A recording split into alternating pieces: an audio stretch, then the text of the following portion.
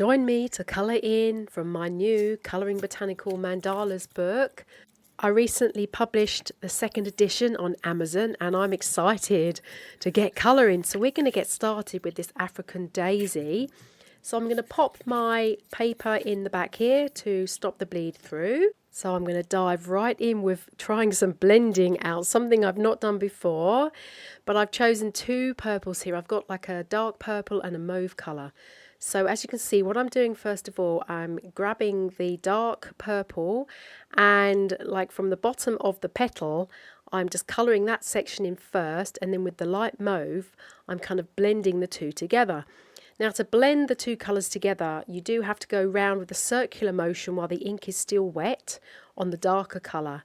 So I'm putting the dark down first, then blending in with the lighter colour, and you can see it's creating such a really interesting kind of shading effect. So I think I'm definitely be using this in a lot more of my colouring in as I go through the book. So as I just come along and finish off the purple here, I'm just thinking about the lovely African daisies that we have in Spain. I have a art studio in Spain and we have lots of purple daisies in this lovely colour.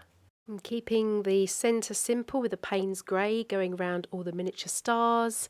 That will help this centre pop out lovely in the design. So I'm just going to finish off the design going around the edge with these little leaves, and I've chosen two different greens.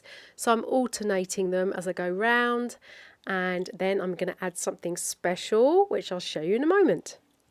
So before I show you the finished design, I just wanted to show you how cool this looks. This is the other side of the colouring page. You can see the bleed through. But how lovely is that design on the protective paper? I kind of want to keep it that way. So I may even do that and show you all of them in another video. So are you ready for the finished design? I love how it turned out. I just added some white highlights with my paint pen. So what do you think? Do you like the design? Let me know in the comments, and thanks for watching.